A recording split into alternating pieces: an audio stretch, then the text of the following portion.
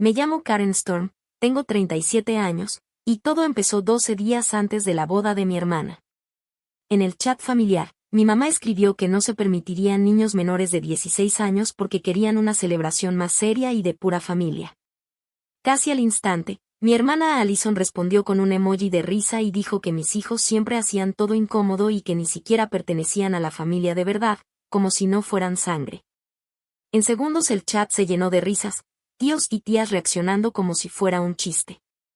En ese momento, mi hija Hazel, de 13 años, estaba en la otra habitación practicando violín, y mi hijo Lucas, de 10, se reía viendo caricaturas sin imaginar lo que estaban diciendo de ellos. Los estaban excluyendo, burlándose de ellos, como si no importaran. Yo me quedé viendo la pantalla unos segundos, respiré profundo y solo respondí entendido, sin discutir, sin explicar nada. Ellos siguieron riéndose, pensando que yo ya había aceptado el lugar que me daban dentro de la familia, pero estaban muy equivocados. Y antes de seguir, déjame decirte algo, si esta historia te engancha, acompáñame hasta el final y dime si alguna vez te han hecho sentir que tus hijos no pertenecen a su propia familia. Porque lo que viene después no es algo pequeño. Ahora quiero regresarte un poco en el tiempo para que entiendas por qué esto dolió tanto y por qué mi respuesta no fue casualidad.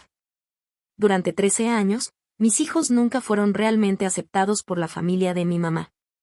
Nunca estuvieron en una Navidad familiar, nunca aparecieron en fotos con ellos, y ni siquiera sus propios abuelos los llamaban por su nombre.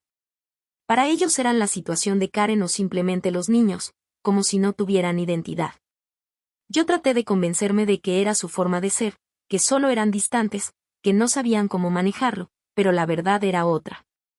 Ese chat no fue solo cruel, fue planeado, fue una forma de dejarnos fuera otra vez. En ese momento yo no lo entendí del todo, solo veía a mis hijos en casa, mi hija tocando Vivaldi arriba y mi hijo riéndose abajo, mientras yo pensaba en esa frase que acababa de leer, no son sangre real. Y eso me rompió por dentro. Pero lo que ellos no sabían es la verdad detrás de mis hijos. Hazel y Lucas nacieron por gestación subrogada, una mujer llamada Melissa los llevó en su vientre porque mi cuerpo no podía hacerlo sin riesgo, pero siguen siendo mis hijos, mis óvulos, el esperma de mi esposo Tyler. Nuestro ADN, nuestra familia. Melissa solo fue el milagro que me permitió traerlos al mundo y seguir viva para criarlos.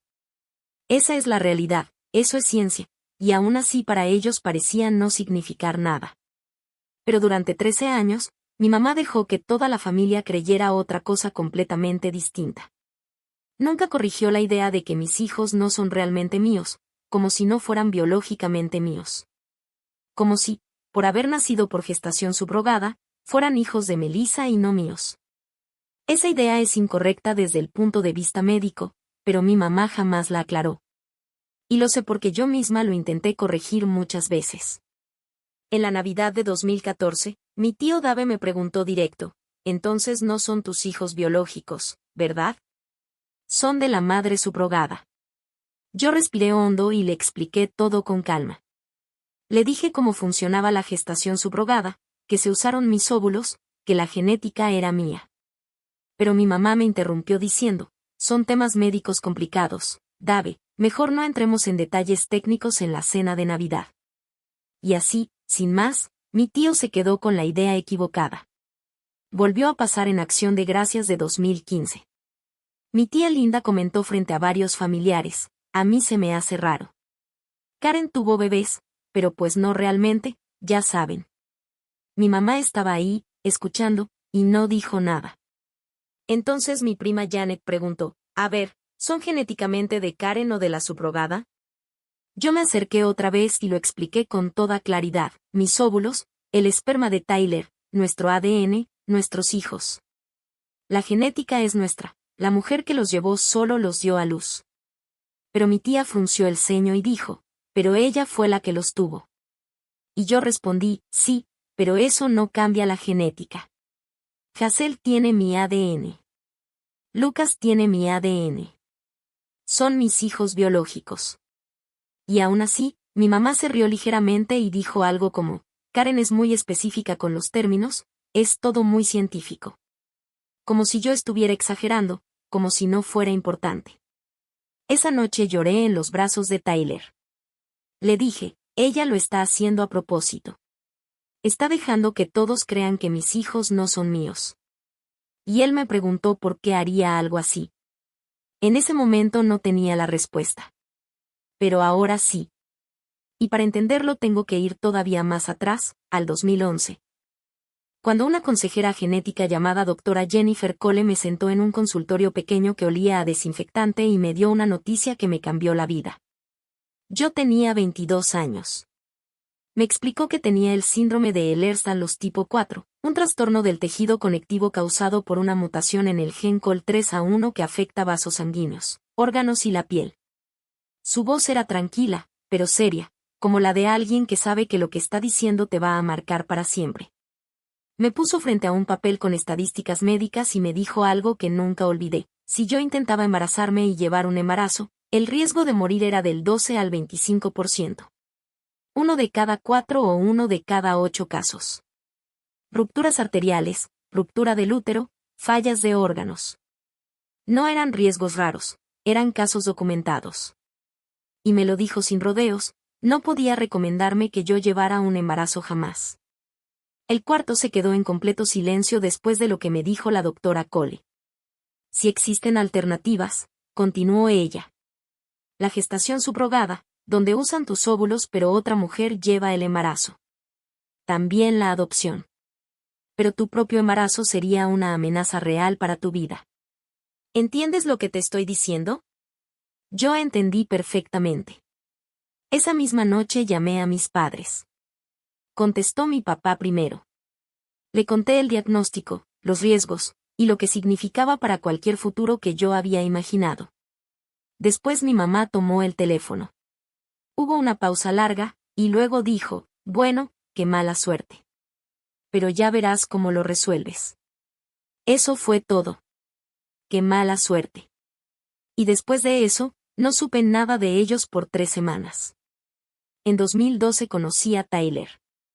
Era contratista, vino a arreglar el techo de mi departamento que se estaba filtrando. Tenía las manos seguras, una sonrisa tranquila, y desde las primeras citas sentí que tenía que ser honesta con él. Un día estábamos en una cafetería. Yo ya había ensayado 1000 veces lo que iba a decirle. Cómo explicarle que tenía una condición médica que hacía que un embarazo fuera extremadamente peligroso. Que si él quería una familia normal, tal vez era mejor irse antes de que todo se complicara. Pero a la mitad de mi explicación, él me detuvo. Ya basta, me dijo. Karen, yo te quiero viva. No me importa cómo tengamos hijos. Puede ser subrogación, adopción, lo que sea. Pero no voy a perderte por un embarazo. Eso no es negociable. 2 meses después, en diciembre de 2012, me propuso matrimonio. Y empezamos el proceso de gestación subrogada de inmediato. Hazel nació en enero de 2013. Una bebé sana, 7 libras con 3 onzas, con mis ojos y la mandíbula terco de Tyler, y un llanto que parecía música.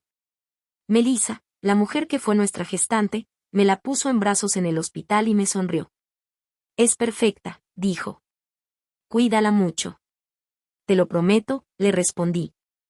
Después mucha gente me preguntó si se sentía diferente, si me sentía menos mamá por no haberla llevado en mi cuerpo.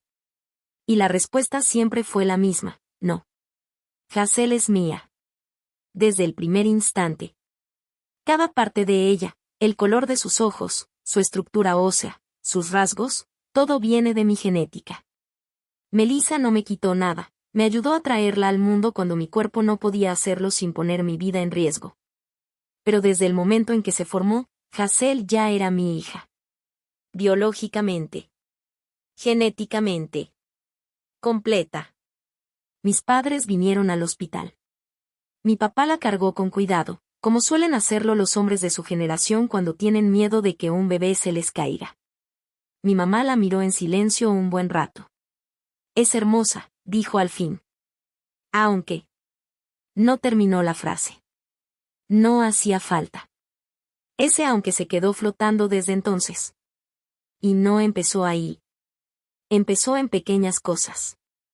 En julio de 2013, en una carne asada familiar, mi mamá le comentó a una prima como si nada, es que hay algo muy especial en cargar a tu propio hijo. Ese vínculo, aunque no todos pueden vivirlo.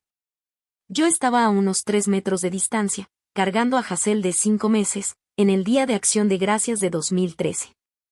Y en ese momento, ni siquiera imaginaba que la familia ya había decidido cómo iba a encajar, o no, en todo eso. Nosotros nunca elegimos la subrogación como si fuera una opción casual. Fue algo que simplemente tuvimos que hacer por salud, por vida. Hay cosas que no se discuten, solo se hacen. En Navidad de 2014, Hazel tenía casi 2 años. Estábamos tomando una foto familiar. Mi mamá organizó a todos como siempre, acomodando filas y posiciones. Los nietos al frente, dijo. Yo empecé a llevar a Hazel hacia adelante, pero en cuanto di un paso, mi mamá me detuvo. Ah, no ella, dijo rápido. Está muy inquieta. Mejor solo los niños más grandes. Hazel estaba dormida en mis brazos. Tranquila. Perfecta. No era inquieta en lo absoluto. Y aún así, no la puse en la foto. Esa noche vi la publicación en Facebook. La típica foto familiar, todos los nietos al frente, menos mi hija. Ella simplemente no estaba. Y los comentarios seguían. En reuniones de iglesia, en cenas familiares, en cualquier conversación donde alguien quisiera opinar. Karen se fue por el camino fácil. No es lo mismo que cargar a tu propio hijo. Esos bebés, pues ya sabes.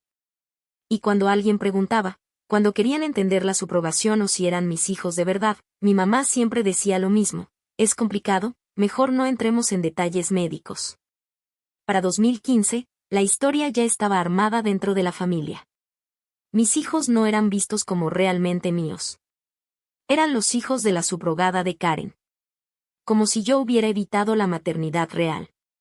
Nada de eso era cierto, pero ya había quedado instalado en la cabeza de todos. En enero de 2016 nació Lucas, mismo proceso, misma gestante, un bebé sano. Un niño con la nariz de Tyler y mi terquedad. Con él, sentí que nuestra familia estaba completa: Tyler, yo, Hazel y Lucas. Pero al mismo tiempo, nos fuimos quedando cada vez más lejos de mi familia. Las invitaciones empezaron a desaparecer. Navidad 2016. Este año será algo pequeño. Pascua 2017. Solo familia directa. Acción de Gracias 2018. No hay espacio para todos. Y claro, otros primos sí iban. Otros nietos sí estaban.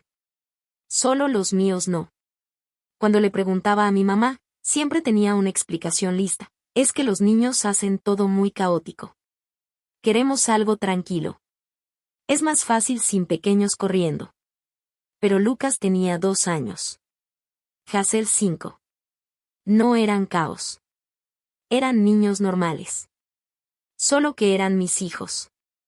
Y al parecer, eso era suficiente para dejarlos fuera. Para 2020, yo ya había dejado de insistir.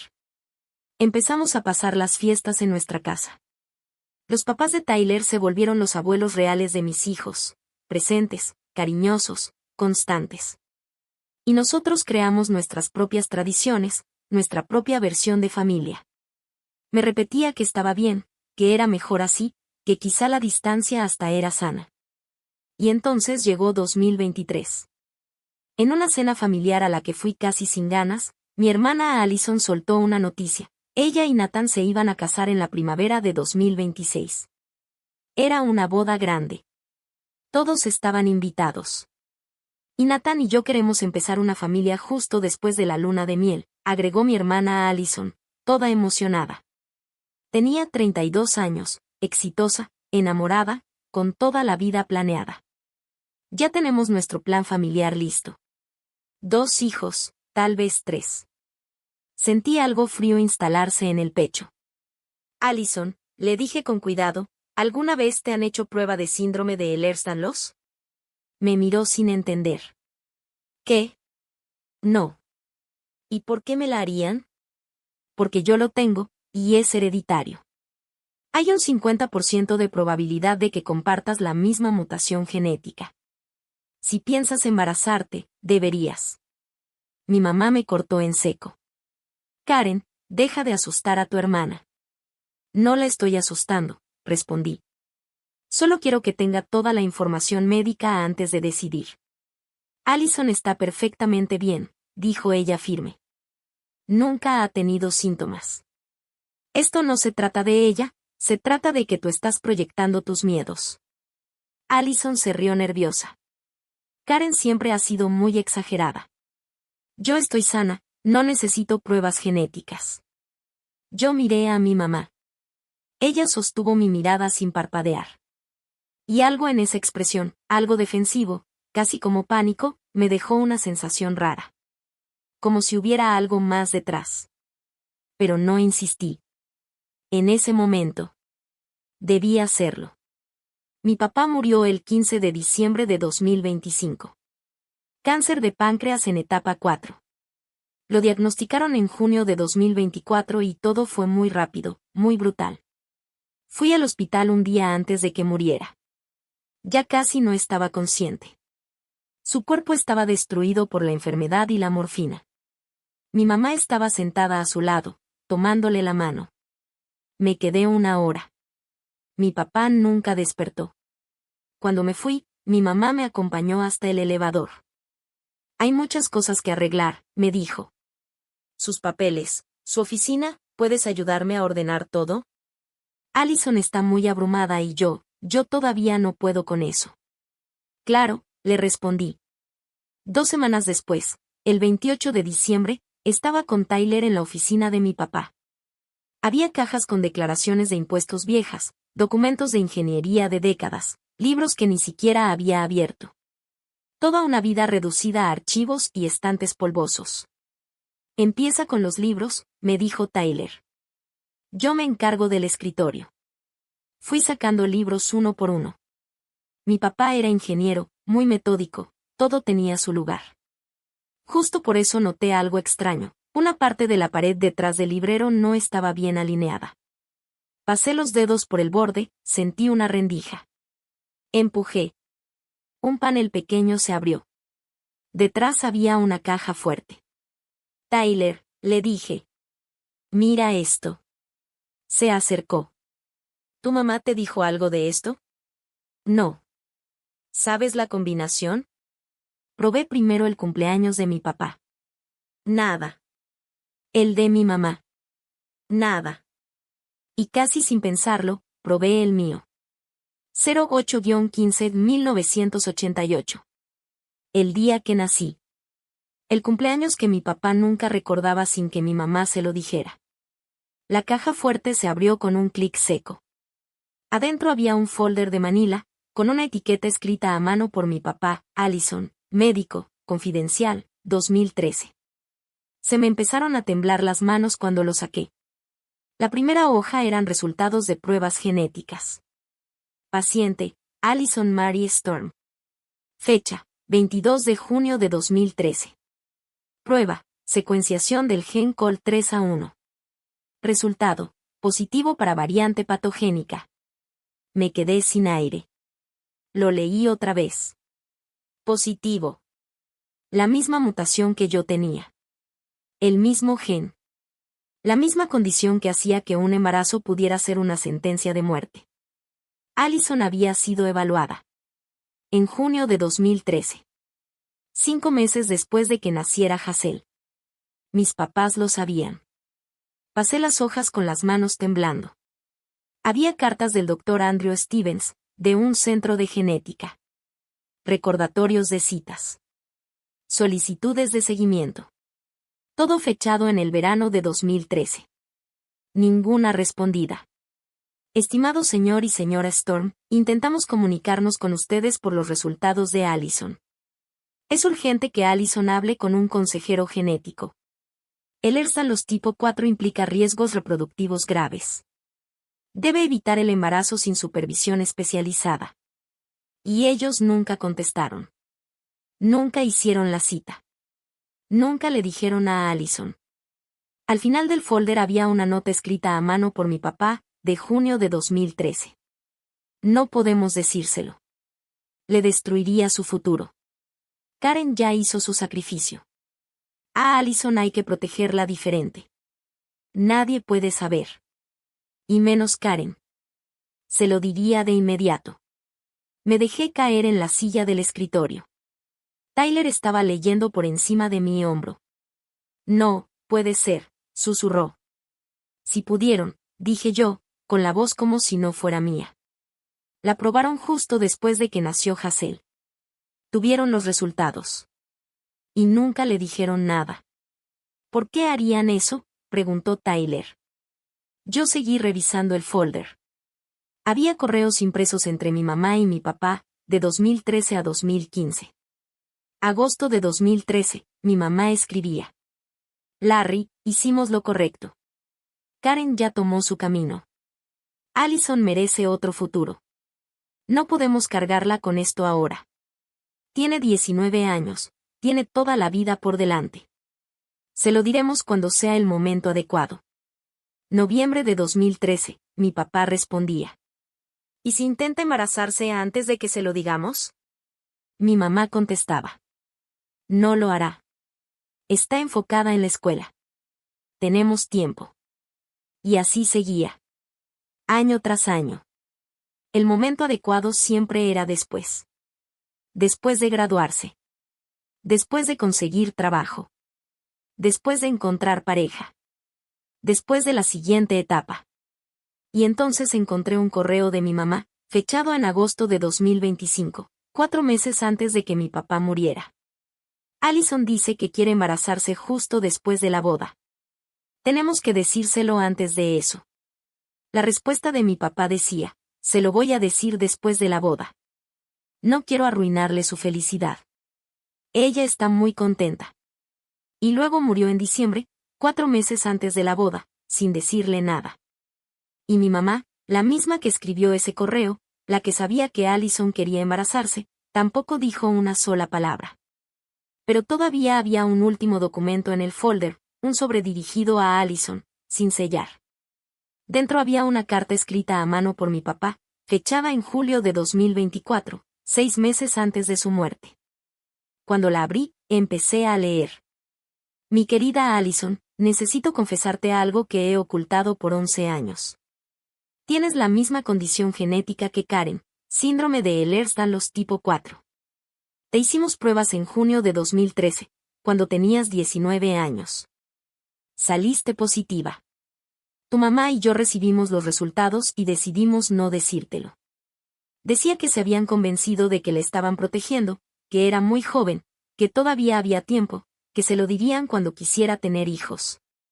Pero después él admitía la verdad, que habían sido cobardes, que tenían miedo, miedo de su reacción, miedo de cargarla con esa información, miedo de que se enojara por haber esperado tanto. Luego venía lo más duro. Le explicaba que si intentaba embarazarse sin saber esto, podía morir, que el riesgo era de 12 a 25%, una de cada 4 o una de cada 8 mujeres, con complicaciones como ruptura arterial, ruptura uterina o falla de órganos. Y le decía que estaba escribiendo eso porque sabía que ella y Nathan estaban planeando su vida juntos, que querían hijos, y que necesitaba saber la verdad antes de tomar cualquier decisión. También hablaba de mí. Decía que yo había tomado la decisión de la subrogación, que ellos no habían sido justos conmigo, que me habían hecho sentir vergüenza, que habían excluido a mis hijos. Y lo más impactante, que lo habían hecho porque, si hacían que la subrogación pareciera algo vergonzoso, nadie iba a cuestionar por qué Allison no había sido evaluada tan bien. Me usaron a mí como ejemplo, como advertencia, para desviar la atención. Para que nadie preguntara lo obvio. Para que nadie dijera, si Karen tiene esta condición y es genética, ¿por qué Allison no está siendo evaluada? Cuando terminé de leer, entendí todo. Los años de humillación, la exclusión, él no son sangre real, el hacerme ver como exagerada, como paranoica. Si yo parecía inestable, nadie me iba a creer cuando hablara del tema. Si mi decisión de subrogación parecía algo incorrecto, nadie iba a pensar que Allison debía considerar lo mismo o hacerse pruebas. Y si mis hijos no eran vistos como familia real, entonces nadie iba a hacer la pregunta incómoda. Durante 12 años me sacrificaron a mí y a mis hijos para sostener una mentira. Y Allison, mi hermana, que estaba a solo 3 meses de casarse y con planes de intentar embarazarse prácticamente en la luna de miel, no tenía idea del riesgo en el que estaba entrando. Tyler se quedó en silencio un buen rato. Luego me dijo, tienes que decírselo. Lo sé. Hoy. Lo sé. Pero cuando esa noche llamé a mi mamá y le dije que había encontrado la caja fuerte, que ya sabía lo de los resultados de Allison, no se quebró ni pidió perdón. Me amenazó. Tu papá y yo tomamos una decisión para proteger a tu hermana, me dijo con una voz fría, dura. Si le dices algo antes de la boda, si arruinas el momento más feliz de su vida con tus paranoias médicas, me voy a encargar de que toda la familia sepa que lo hiciste por celos. Voy a decirles que siempre le tuviste envidia a Allison, que no soportas verla feliz. Y nadie te va a creer, Karen, porque llevo 13 años haciendo que todos crean que exageras con tus problemas médicos, que todo lo haces drama. Nadie va a estar de tu lado. Ella quiere embarazarse, le dije. Podría morir. Muchas mujeres con condiciones médicas tienen embarazos normales. Pero no con esta condición. El riesgo es altísimo. Allison es más fuerte que tú, respondió. Tal vez no le pase nada. Tal vez, le dije sin poder creerlo. ¿Vas a apostar su vida con un, tal vez? Esta conversación se terminó, dijo ella. Si dices una sola palabra, te vas a arrepentir. Y colgó. Me quedé con el teléfono en la mano, temblando de coraje y de incredulidad. Tyler me abrazó. No le va a decir, me dijo. Ni ahora, ni sabiendo todo esto. No, le respondí. No lo va a hacer. Entonces, ¿qué vas a hacer? Y en ese momento no tenía una respuesta clara. Pero sí sabía algo, enfrentarlos de frente no iba a funcionar. Mi mamá ya había construido toda una historia alrededor de mí. Aún así, el 2 de febrero lo intenté de otra forma. Le mandé un correo a Allison. Asunto, pregunta médica importante. Le escribí que sabía que ella y Nathan estaban planeando una familia, y que había algo que necesitaba que tomara en cuenta. Le expliqué que el síndrome de Ehlers-Danlos tiene un 50% de herencia, que como yo lo tengo y viene del lado de mi papá, existía una alta probabilidad de que ella también lo tuviera. Le dije que si lo tenía y se embarazaba sin saberlo, el riesgo era muy alto. Que no era para asustarla, solo para que tuviera toda la información. Le pedí que considerara hacerse pruebas genéticas antes de intentar concebir. Y le mencioné que si salía positiva, había alternativas seguras como la subrogación que yo usé. Terminé diciéndole que estaba ahí para hablar cuando quisiera, y que la quería. Lo envié antes de arrepentirme. 10 minutos después, Allison le reenvió el correo a mi mamá. Al día siguiente, mi mamá me llamó. Deja de acosar a tu hermana con tus paranoias. Ella está sana. Ella no necesita pruebas genéticas, me dijo mi mamá. Y si le vuelves a mandar un correo así, voy a decirle a toda la familia que estás intentando sabotear la boda porque tienes celos de tu hermana. El 10 de febrero, Allison me llamó directamente. Karen, mamá dice que me estás queriendo asustar con eso del embarazo, me dijo. Yo estoy bien.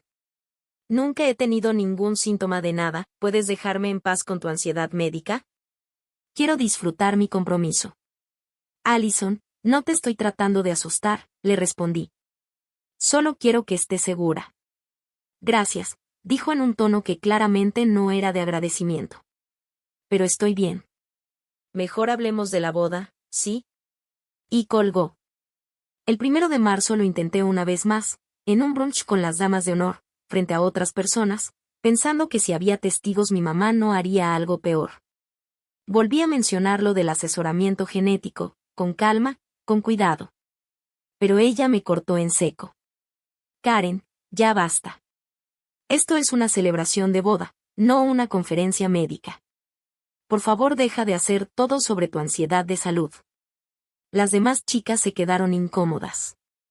Yo sentí la cara caliente, como si me estuviera quemando por dentro. Después del brunch, mi mamá me jaló a un lado en el estacionamiento. Un comentario más sobre temas médicos y quedas fuera de la boda, me dijo. 4 días después me llegó un mensaje. Hola Karen. Decidimos hacer la boda más pequeña e íntima. Ya no te necesitamos como dama. Pero puedes asistir como invitada. Esperamos que lo entiendas. Soxo. Me quedé viendo el mensaje mucho rato. Luego se lo mostré a Tyler. Te están sacando, me dijo en voz baja. Por intentar salvarle la vida a Allison. ¿Y ahora qué vas a hacer? No respondí. Porque no lo sabía. Aún no. El 10 de marzo, 12 días antes de la boda, desperté con una notificación del chat familiar. Mi mamá había escrito, actualización rápida, no se permiten niños menores de 16 años en la boda. Queremos una celebración familiar de verdad. Leí ese mensaje sentada en la mesa de la cocina. Hazel tenía 13. Lucas tenía 10. Eso no era logística de boda. Era algo dirigido. Alguien preguntó en el chat, ¿y los primos más chicos? Mi mamá respondió, circunstancias diferentes. Y entonces llegó el mensaje de Allison. Los hijos de Karen hacen todo muy incómodo. No pertenecen con la familia de verdad. Emoji de risa. Luego otro. El chat entero explotó. Tíos, tías, primos. Se reían. Se reían de mis hijos. De excluirlos. De decir que no eran sangre real. Desde el cuarto de arriba escuchaba a Hazel practicando violín. Vivaldi. Llevaba semanas con esa pieza. Desde la sala, Lucas se reía viendo caricaturas. Sonidos normales. De niños normales. Y aún así, en ese chat, los estaban borrando. No son sangre real. Me quedé viendo el teléfono. Esos emojis de risa. Con las palabras de mi hermana aún en la pantalla, me quedé sentada en la cocina. En el cuarto de al lado escuchaba a mi hija de 13 años practicando violín. Mi hijo de 10 años se reía viendo caricaturas, como cualquier día normal. Y yo solo escribí una palabra en el chat familiar, entendido. En segundos, el chat explotó otra vez. Por fin entiende, escribió mi mamá. Más fácil de lo que pensé, añadió mi tío Dave. Ya era hora, dijo otro. Y Allison mandó un emoji sonriente, gracias por ser madura, hermana. Ellos pensaban que yo ya había cedido. Que ya me había rendido. Que ya me había roto. Pero no. Me levanté de la mesa, caminé a mi oficina, abrí la laptop. Desde hacía 2 semanas tenía un nombre en la cabeza. Un correo que había encontrado en el sitio del hospital de Seattle y que me había aprendido de memoria por si lo necesitaba. nathan.pierce.md@seattlemedical.org. Dr. Nathan Pierce. Cirujano ortopédico. El prometido de mi hermana. El hombre con el que se iba a casar en 12 días. El hombre con el que planeaba tener un hijo en menos de 2 semanas. Abrí el correo y empecé a escribir. Asunto: información médica importante antes de su boda con Allison Storm, Dr. Pierce. Le dije quién era. Karen Storm Barnes, hermana mayor de Allison. Le expliqué que le escribía como alguien del área de salud a otro profesional, y como alguien que necesitaba evitar una tragedia. Le conté mi diagnóstico: síndrome de Ehlers-Danlos tipo 4, variante vascular, mutación del gen COL3A1. Le expliqué que me lo habían diagnosticado en 2011, y que por eso yo no podía llevar un embarazo, porque el riesgo de muerte materna era del 12 al 25%. Por eso mis hijos habían nacido por gestación subrogada. Y luego llegué a lo más importante. Que Allison ya había sido evaluada. Que en junio de 2013 se le hizo una prueba genética. Que salió positiva. Que mis papás recibieron los resultados, y decidieron ocultárselos. Le escribí que nunca se lo dijeron. Que nunca le contaron que tenía la misma condición genética que yo. Que eso lo descubrí apenas hace unos meses, después de la muerte de mi papá. Le conté que había intentado hablar con mi mamá, con Allison, con todos, pero que me habían callado, me habían acusado de envidia, me habían sacado de la boda. Y que ahora incluso habían excluido a mis hijos solo porque, según ellos, yo hacía las cosas incómodas. Luego adjunté todo. Los resultados de Allison de 2013. Los correos de laboratorio. La carta que mi papá nunca envió. Estudios médicos sobre el riesgo del embarazo. Mis propios resultados. Y una comparación clara de las mutaciones. Y al final escribí. Allison me dijo hace 2 semanas que planean intentar embarazarse justo después de la luna de miel. Si ella lo hace sin saber esto, existe una posibilidad real de que muera. Le escribí todo eso a Nathan con calma, sin exagerar, solo explicando los hechos médicos como son. Le dije claramente que las rupturas arteriales, las rupturas uterinas y la falla de órganos no eran riesgos hipotéticos, sino consecuencias documentadas en mujeres con el Ehlers-Danlos vascular. Le recordé que él es cirujano ortopédico, que entiende los trastornos del tejido conectivo, las estadísticas de mortalidad y lo que significa el consentimiento informado. Le aclaré que no estaba intentando arruinar su boda, sino evitar una tragedia. Que Allison necesitaba ver a un genetista antes de intentar embarazarse. Que existen alternativas seguras como la gestación subrogada o la adopción, pero que nada de eso importaba si primero no sabía la verdad sobre su condición. También le expliqué lo más duro, que mi familia me había sacado de la boda, junto con mis hijos, porque representamos justo eso que ellos siempre quisieron esconder, la subrogación. Que durante 13 años nos habían tratado como si no fuéramos familia de verdad para que nadie se preguntara por qué Allison nunca fue evaluada. Le dije que le escribía porque él tenía la preparación médica para entenderlo. Pero también la obligación ética de asegurarse de que su futura esposa tuviera toda la información antes de tomar decisiones de vida o muerte sobre su propio cuerpo. La boda era en 12 días. Y que yo no sabía qué iba a hacer con eso, pero sí sabía que no podría vivir conmigo misma si me quedaba callada y algo le pasaba. Le pedí que verificara todo con el Dr. Andrew Stevens, el mismo que hizo la prueba original en 2013. Al final firmé, Karen Storm Barnes. Adjunté todo.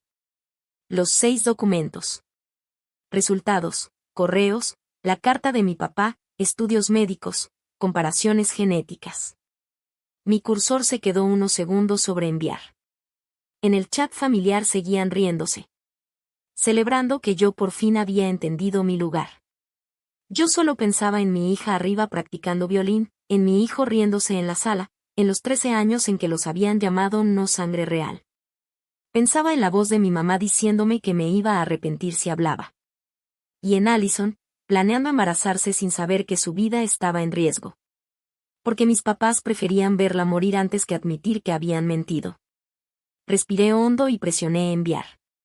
El correo salió. 10 de marzo de 2026, 4:18 de la tarde. Cerré la laptop. Volví a la cocina. Me serví un vaso de agua. Y mientras tanto, en el chat familiar, seguían riéndose, sin tener idea de lo que acababa de salir de mi bandeja de salida. Durante 24 horas no pasó nada. Ni llamadas de Nathan. Ni mensajes de Allison. Ni amenazas de mi mamá. Solo silencio. Y yo seguí con mi día como si nada, desayunos, escuela, fútbol, tareas, cena. Una vida normal, mientras por dentro todo se estaba cayendo a pedazos. Tyler seguía mirándome. ¿Estás bien?, me preguntó. No lo sé, le respondí. ¿Y si no me cree? ¿Y si le enseña todo a Allison y los dos piensan que yo falsifiqué los documentos? ¿Y si la boda sigue como si nada y... Alto, me dijo él, tranquilo. Tienes expedientes médicos firmados por un médico real. Tienes la carta escrita por tu papá. Tienes pruebas documentadas. Nathan es cirujano, él entiende lo que es evidencia. Pero sí. Karen, me interrumpió suave, hiciste lo que tenías que hacer. Lo demás ya no está en tus manos. Asentí. Pero esa noche no pude dormir. A las 2:30 de la mañana revisé mi correo. Había confirmación de lectura. Nathan había abierto el email a las 5:42 de la tarde del día anterior. Lo había visto, pero no había respondido. A las 3:47 de la mañana llegó otro correo. Era del Dr. Andrew Stevens, el genetista que había hecho la prueba de Allison en 2013. Lo habían incluido en copia. El mensaje era corto, directo. Confirmaba que la información que yo había enviado era correcta. Que él fue el médico que ordenó e interpretó las pruebas genéticas de Allison en junio de 2013. Que el resultado era positivo para una variante patogénica en el gen COL3A1, compatible con síndrome de Ehlers-Danlos vascular. También decía que intentó contactar a la familia varias veces, pero nunca le respondieron.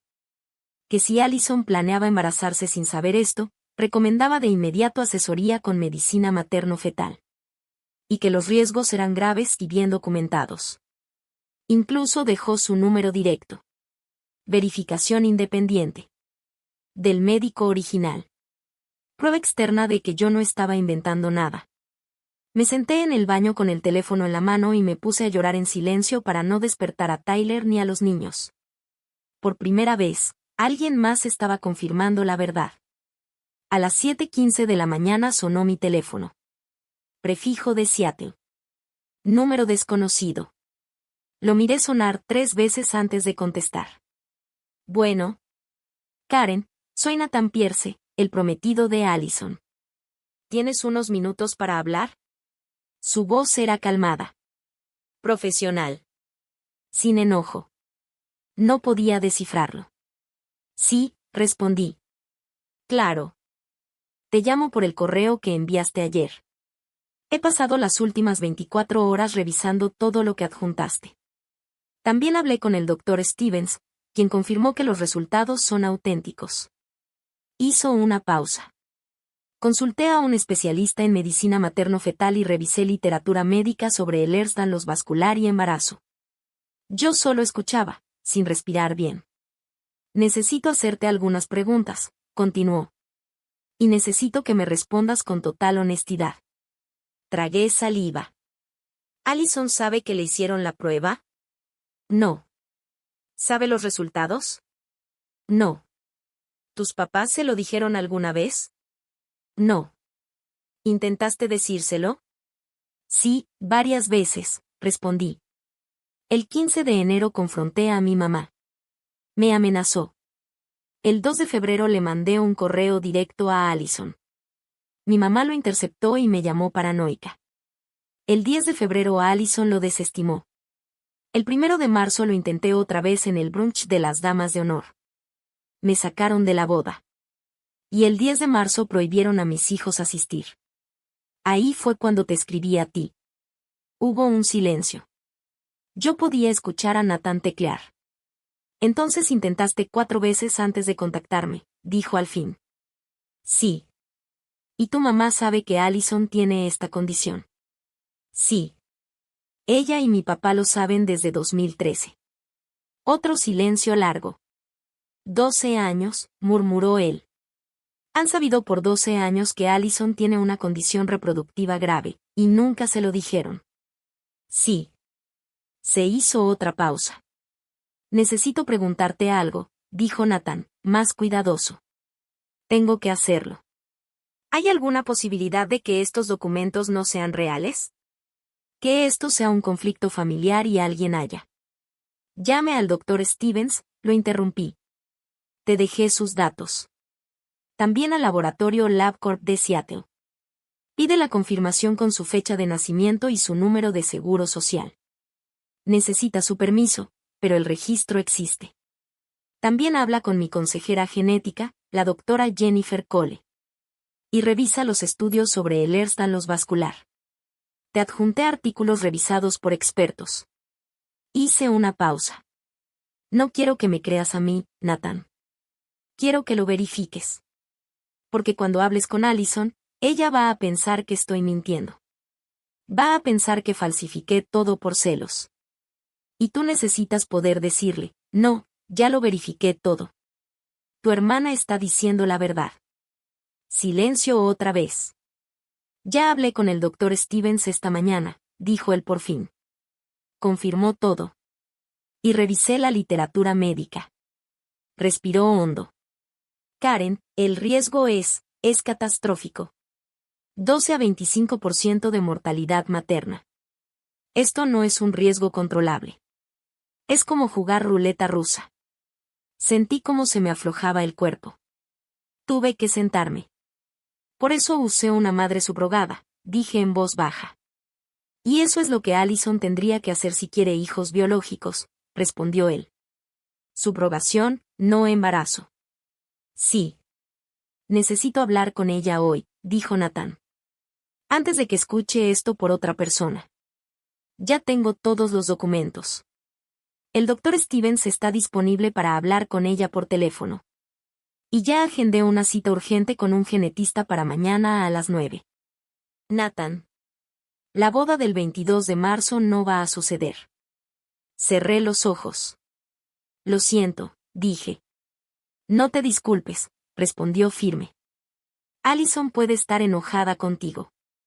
Conmigo. Con sus papás. Pero va a estar viva para estar enojada. Y eso es lo único que importa. Yo estaba llorando otra vez, tratando de mantener la voz firme.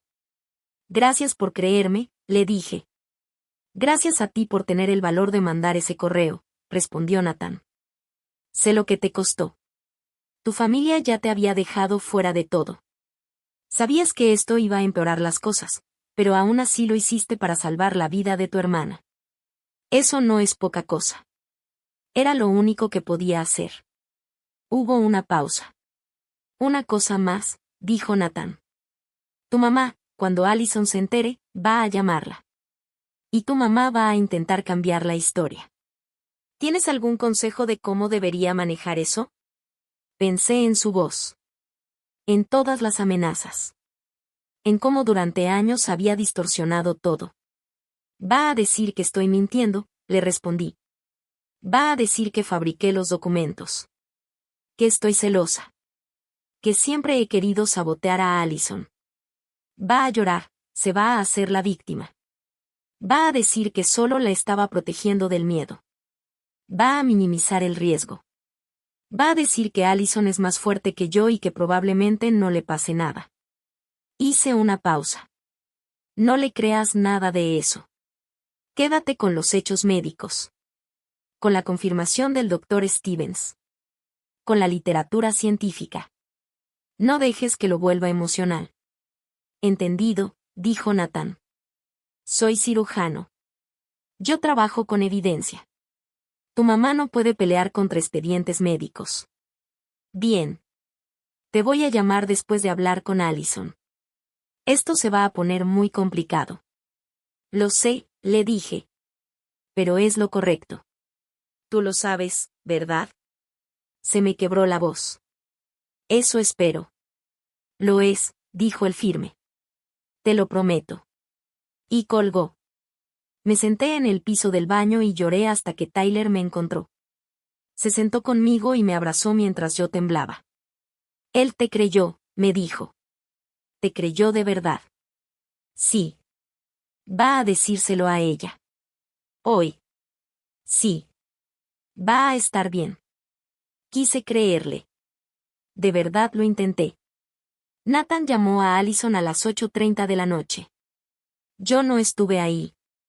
No escuché la llamada. Todo lo supe después, en pedazos, entre llamadas y una conversación larga con mi hermana días más tarde. Pero esto fue lo que pasó. Nathan llegó a su departamento con copias impresas de todo lo que le había enviado. Se sentó con ella y le dijo que necesitaba hablar de información médica importante. Le mostró los documentos. Allison se rió primero. Esto es falso. Karen lo inventó. Llamé al doctor que hizo tu prueba, le dijo Nathan. El doctor Andrew Stevens. Él confirmó todo. Ahí se le borró la sonrisa. ¿Qué prueba? Yo nunca me hice ninguna prueba genética. En junio de 2013, cuando tenías 19 años. La pidió tu papá después del diagnóstico de Karen. No, eso no pasó. Yo me acordaría. Nathan le mostró los resultados del laboratorio. Su nombre. Su fecha de nacimiento. Su número de seguro social. Es real, le dijo en voz baja. Allison llamó a mi mamá en ese momento y la puso en altavoz. Mamá, Nathan dice que tengo la misma condición que Karen. Dile que no es cierto. 45 minutos después, mi mamá llegó al departamento de Allison. Y lo primero que intentó fue negar todo. No sé qué te haya dicho Karen, pero ella no está bien. Planeábamos decírtelo después de la boda, dijo mi mamá, todavía intentando sostener su versión. El riesgo no es tan grave como Karen lo está haciendo ver. Pero Nathan no se dejó. Sacó estudios médicos, estadísticas de mortalidad, la confirmación del doctor Stevens. Uno por uno, todos los argumentos de mi mamá se fueron cayendo. Y entonces Allison hizo la pregunta que lo cambió todo. Mamá, ¿en qué momento exactamente me lo ibas a decir?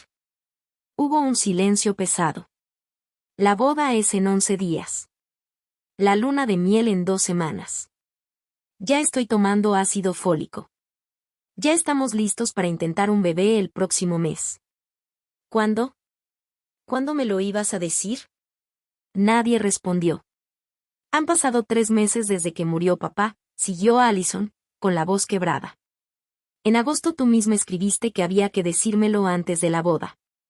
Papá dijo que después. Murió en diciembre.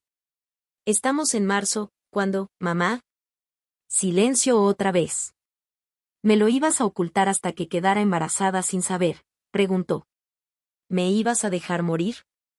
Nathan me contó después que en ese momento a mi mamá se le rompió la cara. Pero no aceptó culpa. Cambió el discurso. Solo queríamos darte una vida normal. No queríamos que vivieras con miedo como Karen. Y ahí Nathan la frenó. Karen no vive con miedo, dijo frío. Ella tomó una decisión informada. Usó una madre subrogada. Tiene 2 hijos sanos y está viva. Eso no es miedo. Eso es responsabilidad. Y Allison merece exactamente lo mismo, información real para decidir sobre su propio cuerpo. La discusión siguió casi 2 horas. Mi mamá intentó minimizar todo, muchas mujeres con condiciones tienen embarazos normales. Nathan lo destruyó con datos médicos. Luego intentó culparme, esto es culpa de Karen por mandar esos documentos. Karen intentó decírselo durante años, respondió Nathan. Ustedes la callaron. Después vino la victimización, hicimos lo que creímos mejor. Y Nathan, firme, pusieron en riesgo la vida de su hija para no admitir un error de hace 12 años. Hasta que Allison ya no aguantó más. Ya. Sal de mi casa. Mi mamá se fue. Nathan se quedó con ella. Y a las 11:52 de la noche mi teléfono sonó. Karen, era Allison. Su voz destruida, llorando. Aquí estoy, le dije. Lo siento muchísimo.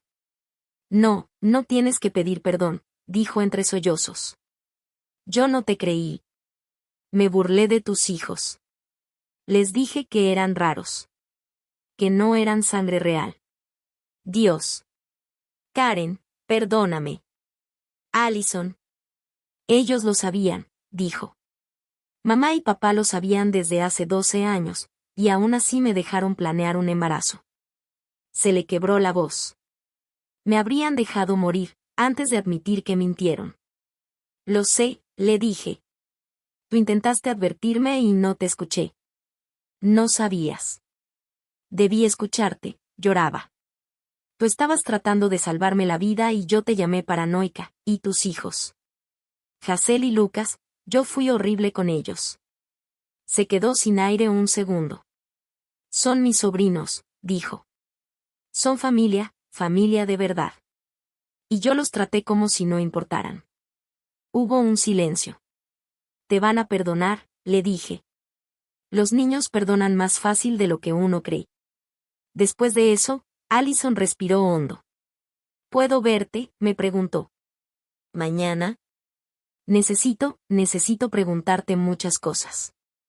Sobre las pruebas, sobre la subrogación, sobre cómo sobreviviste 13 años con ellos tratándote así. Claro, le respondí. Nos vemos donde tú quieras. Gracias, susurró. Gracias por mandar ese correo, aunque sabías que te iba a traer problemas. Eres mi hermana, le dije. Te amo. Incluso cuando eres cruel. Incluso cuando no me crees, te sigo amando. Allison se quebró más. Hablamos casi 1 hora más. De genética. De subrogación. De nuestros papás. De la boda que quedaba cancelada por tiempo indefinido. De su enojo, su miedo, su sensación de traición. Cuando colgamos, me quedé en la cocina a oscuras, y por primera vez en 13 años sentí algo que casi había olvidado, alivio. Los siguientes 3 días fueron un caos. La boda era en 10 días. Ya había 185 invitados. El salón estaba apartado. Anticipo pagado. Vestidos listos. Flores encargadas. Todo tuvo que deshacerse de golpe. Los papás de Nathan ayudaron. Eran personas con dinero, muy correctas, y entendieron de inmediato la gravedad del asunto. Su mamá, Eleanor, llamó a la mía. Y por lo que me contaron, la conversación fue durísima. Patricia, le dijo, Nathan ya lo sabe todo. Habló con un genetista. Verificó los resultados. Tu hija tiene una condición médica grave que ustedes le ocultaron por 12 años. Y ahora quieres hacer ver a Karen como la villana, no va a funcionar. Al mismo tiempo, empezaron a llegar llamadas de familiares confundidos. ¿Qué pasó? ¿Por qué se canceló la boda? Tu mamá dice que mandaste documentos falsos para sabotear todo. Yo solo les decía lo mismo, hablen con el doctor Stevens. Les paso el número. Verifiquen ustedes mismos. Algunos lo hicieron. Otros no, y sin verificar, eligieron creerle a mi mamá. La familia se partió en dos. Mi prima Janet me escribió. Karen, lo siento muchísimo. No tenía idea. Pensé que tu mamá decía la verdad, que estabas exagerando. Debí preguntarte a ti. Perdóname. Le respondí, no tienes nada que perdonar. Mi tío Esteve, hermano de mi mamá, me llamó. Siempre supe que mi hermana era controladora, me dijo. No sabía que era capaz de esto. Lo siento por lo que te hizo pasar. Pero otros no. Mi primo Dave escribió. Esto está destruyendo a la familia. ¿No pudiste manejarlo en privado? Yo le contesté. Llevé meses intentando hacerlo en privado. Nadie escuchó. La vida de Allison estaba en riesgo. Hice lo que tenía que hacer. Y en medio de todo eso, mi mamá publicó un mensaje en redes sociales. Las familias a veces enfrentan situaciones difíciles. Las mentiras y traiciones duelen más cuando vienen de los propios. Orando por sanación. Allison lo vio. Allison llamó a nuestra mamá. Bórralo. La mentirosa eres tú, no Karen. Pero mi mamá se negó. Y Allison la bloqueó. En Facebook, en el teléfono, en el correo. Cortó todo contacto. El 15 de marzo Allison fue con la consejera genética. El 18 de marzo vio a un especialista en medicina materno-fetal. Los dos confirmaron lo mismo que Nathan ya le había dicho. Un embarazo con esa condición era de alto riesgo, y la recomendación clara era la subrogación. El 16 de marzo me pidió vernos para tomar un café. Nos sentamos frente a frente en una cafetería pequeña. Dos hermanas que casi no hablaban desde hacía años. El doctor me dijo que si me embarazo, hay un 22% de probabilidad de morir, dijo Allison. Se veía agotada. 22%. Karen, eso es 1 de cada 5. Lo sé, le respondí. Tú viviste con esa información por años, y aún así formaste una familia. Hizo una pausa. Y yo llamé a tus hijos, no sangre real. Negó con la cabeza, como si no pudiera creerlo. Nathan me explicó todo lo de la subrogación gestacional, dijo. Yo no entendía. Pensé, no sé qué pensé. Mamá me hizo creer que no eran tuyos. Como si fueran hijos de alguien más que tú estabas criando. Lo hizo a propósito, le dije. Lo sé, respondió. Nathan me lo dejó clarísimo. Apretó su taza de café con ambas manos. Él le dijo a mamá que llevas 13 años intentando explicarlo. Que lo has dicho muchas veces, que siempre hablas de la subrogación, y ella lo cambia o lo minimiza. Que dejó que todos pensaran que tus hijos no eran biológicamente tuyos para que nadie preguntara si yo debía ser evaluada. Eso fue exactamente lo que hizo. Allison bajó la mirada. Necesito pedirle perdón a Hazel y a Lucas, dijo. No sé ni por dónde empezar. Dije cosas horribles. Me reí cuando los excluyeron. Respiró hondo. Tienen 13 y 10 años, son niños. ¿Qué les digo? Diles la verdad, le respondí. Que estabas equivocada. Y discúlpate. Me miró. Quiero ser su tía, si me dejan. ¿Crees que me van a perdonar? Los niños perdonan fácil, le dije. Pero solo si ven que los adultos cambian de verdad. La pregunta no es si te perdonan, es si vas a estar para ellos de ahora en adelante. Sí, dijo. Lo prometo. Hablamos casi 2 horas. De la subrogación. De cómo explicarle todo a la familia de Nathan. De cuándo reprogramar la boda, quizá en otoño, quizá el próximo año. De enojo. De duelo. De todo lo que nuestros papás nos habían quitado durante 12 años. Antes de irse, Allison me hizo una última pregunta. Te voy a preguntar algo, y va a sonar horrible. Pregunta. ¿Mandaste ese correo a Nathan por venganza o para salvarme? Lo pensé unos segundos. Y fui honesta. Las dos cosas, le dije. Principalmente para salvarte la vida. Hice una pausa. Pero ver cómo te reías de mis hijos en ese chat, eso fue lo que hizo que fuera imposible no enviarlo. Si hubieras sido amable con Hazel y Lucas, tal vez te habría dado una oportunidad más de escucharlo de otra forma. Pero te reíste, le dije, con la voz ya más tranquila. Y ahí entendí algo, ya no voy a proteger a personas que lastiman a mi familia. Hice una pausa. Yo te voy a salvar a ti. Pero no voy a salvar el orgullo de mamá. Allison bajó la mirada y asintió despacio. Es justo, dijo. Es más gracia de la que merezco. Me miró con los ojos rojos. Aún así me salvaste, aunque yo te lastimé. Eres mi hermana. Te amo. Y te juro que voy a arreglar esto, contigo, con Hazel y con Lucas. Te lo prometo. El 22 de marzo llegó, y pasó. El día que debía ser su boda. En lugar de eso, Tyler y yo llevamos a Hazel y Lucas a la costa de Oregón ese fin de semana. Caminamos en la playa, hicimos castillos de arena, volamos una cometa. Cosas normales. Cosas de familia. Esa tarde Allison me mandó un mensaje. Hoy era el día de mi boda, y en vez de eso estoy con una coordinadora de subrogación. Debería estar triste, pero solo siento gratitud. Gratitud por estar viva. Gratitud por saber la verdad. Gratitud porque me amaste lo suficiente como para arriesgarlo todo. Gracias, Karen. Le respondí. Lo haría otra vez. Siempre. Te quiero, hermana. Esa noche nos sentamos en la playa a ver el atardecer. Hazel se recargó en mi hombro. Mamá, ¿por qué la abuela Pat dijo que no éramos familia de verdad? Lucas levantó la vista de su castillo de arena. Respiré hondo. Tu abuela estaba avergonzada de que yo usé una madre subrogada para tenerlos, les dije. Pensaba que eso me hacía ver débil. Hice una pausa. Pero no es debilidad. Es sobrevivir. Yo elegí vivir, y ustedes están aquí porque elegí la vida sobre el orgullo. Los miré.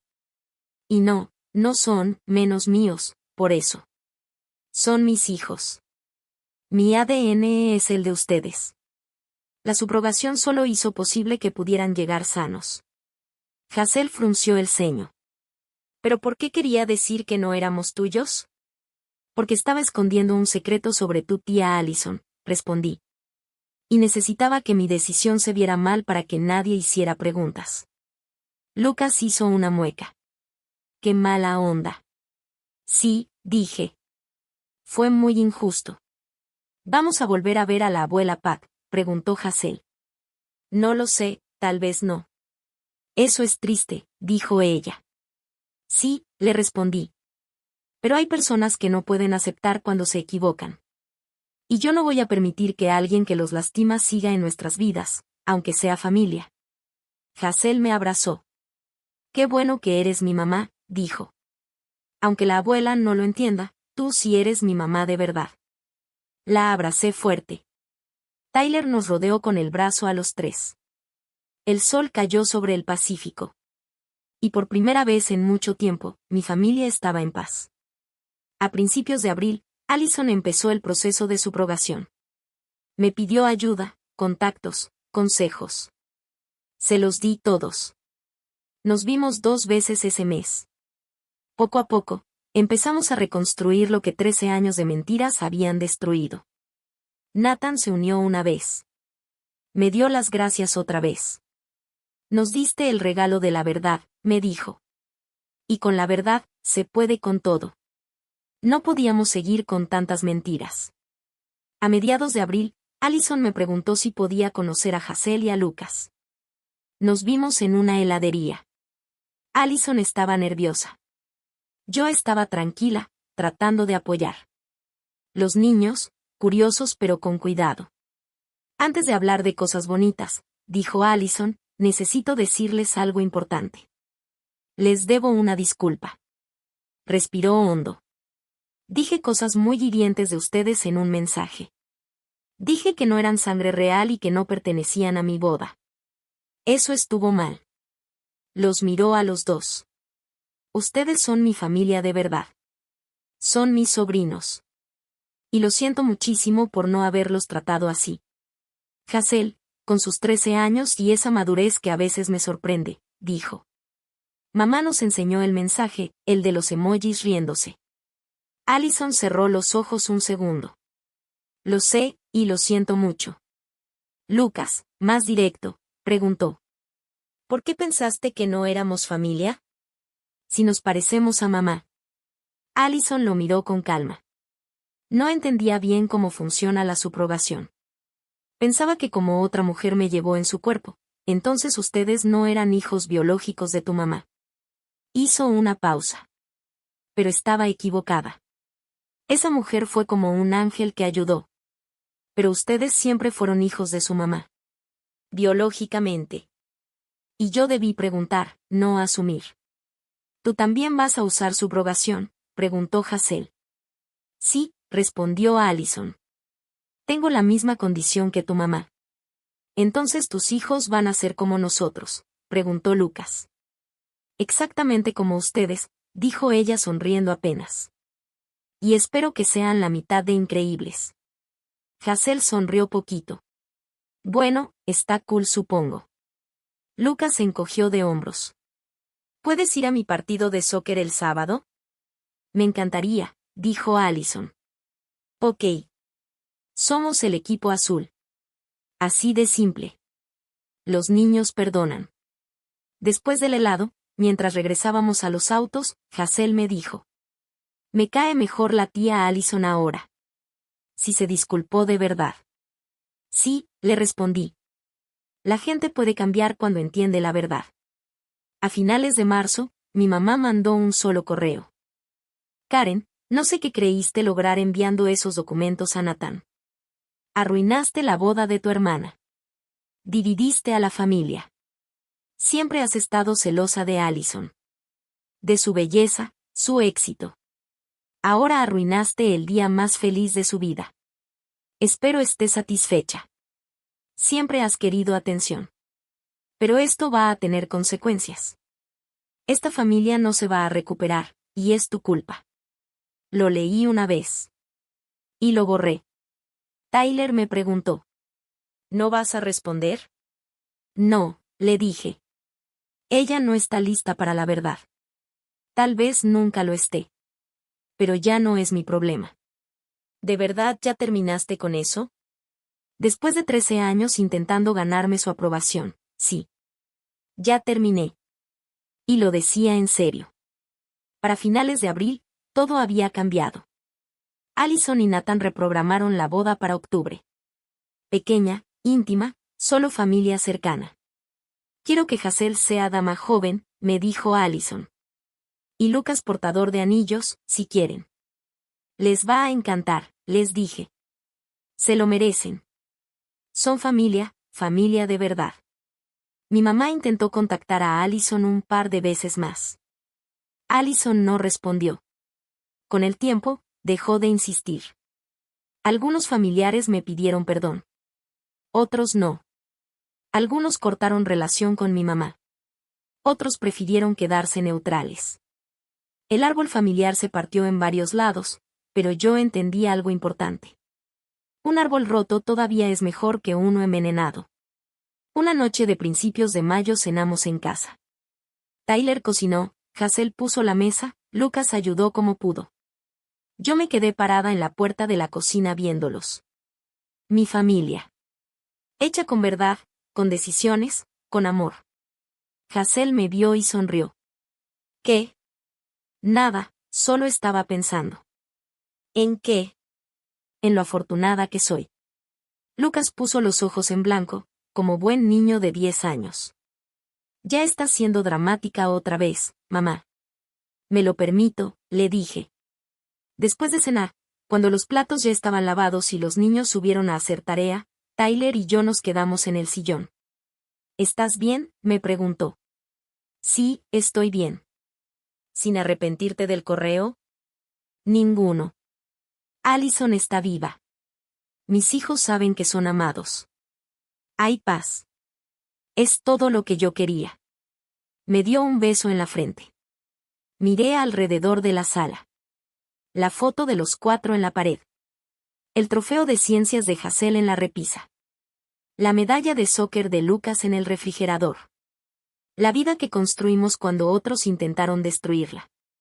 Mis hijos nunca fueron raros. Nunca fueron no familia. Nunca fueron menos de lo que son, perfectos tal como son. Ellos fueron lo más real que yo he defendido en mi vida. Y lo volvería a hacer, cada vez. Me llamo Karen Storm. Tengo 37 años. Tengo 2 hijos nacidos por subrogación porque tengo una condición genética que hace peligrosa la maternidad. Durante 13 años, mi familia hizo de eso una vergüenza. Borraron a mis hijos. Inventaron mentiras sobre sangre, sobre biología, sobre pertenencia. Y cuando la vida de mi hermana estuvo en riesgo por la misma condición, cuando mis padres eligieron ocultar la verdad, yo también tuve que elegir. Elegí la verdad. Elegí la vida de mi hermana. Elegí la dignidad de mis hijos. Mandé un correo que destruyó una boda y rompió una familia, pero también terminó con 13 años de mentiras. Y lo volvería a hacer. Porque hay cosas por las que sí vale la pena pelear. Verdades que sí se tienen que decir. Límites que sí se tienen que poner. Mis hijos valen la pena. Mi hermana vale la pena. Y mi dignidad también. Escribí una sola palabra. Entendido. Y dejé que mi familia pensara que yo había aceptado mi lugar. Pero se equivocaron. Yo entendí todo. Y entendí algo más. Que ya había terminado.